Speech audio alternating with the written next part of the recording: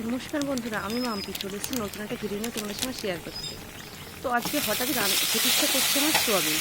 তোমাদের দাদা মাছ নিয়ে এসছে, কিন্তু তাও আমি পাশের দোকান থেকে এক প্যাকেট সোয়াবিন আনিয়ে নিলাম।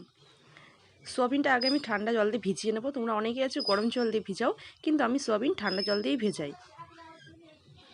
ঠান্ডা জল দিয়ে ভিজিয়ে দেখবে একদম কিন্তু গরম জলের মতনই কিন্তু নরম হয়।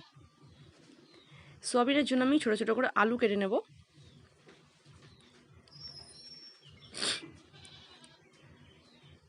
এবার কড়াই বসে দিয়ে দেবো সর্ষের তেল। আগে আমি আলুগুলো ভালো করে হলুদ লবণ মাখিয়ে ভেজে নেব।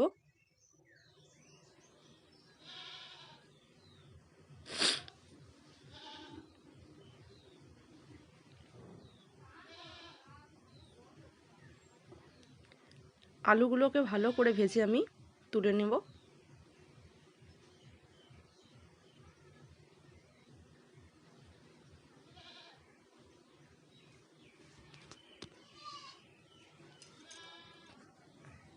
আলুগুলো তুলে নিয়ে ওই তেলে দিয়ে দিলাম আমি কয়েকটা গোটা জিরা, একটা শুকনো লঙ্কা ফোড়নে। এবার আমি দিয়ে দিলাম মশলাটা। এর মধ্যে আছে আদা, জিরে, রসুন আর পেঁয়াজ একসঙ্গে আমি পেস্ট করে নিয়েছি, আর লঙ্কাও সাথে দিয়ে নিয়েছি।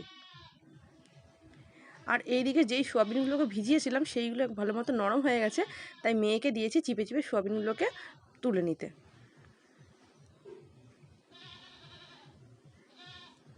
মশলাটা ভালো মতন কষানো হয়ে গেছে।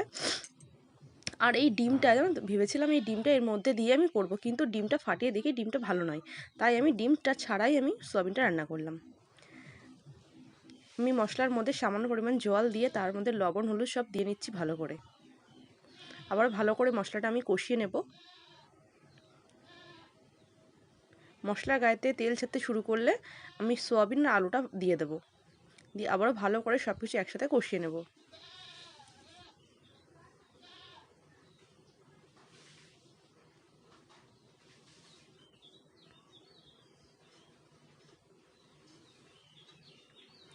এর মধ্যে দিয়ে দিচ্ছি একটু সামান্য পরিমাণে মিট মশলা।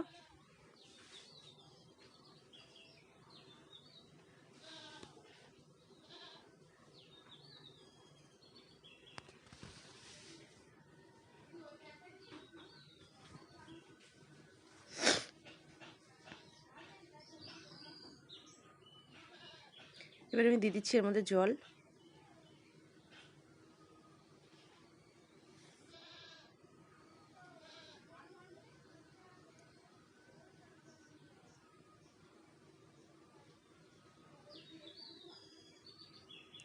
সোয়াবিনটা ভালো মতন ফুটে গেলে দিয়ে দিচ্ছি কিছুটা চিনি এর মধ্যে আমি।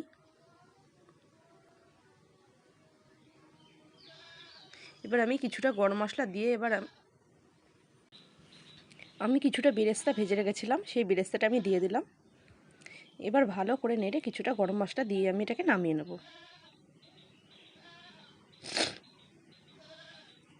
তো আজকের রান্নাটা তোমাদের কেমন লাগলো তোমরা অবশ্যই জানিও, আর ভিডিওটা অবশ্যই সাবস্ক্রাইব করো চ্যানেলটা। আর রান্নাটা ভালো লাগলে অবশ্যই লাইক কমেন্ট শেয়ার করতে ভুলো না।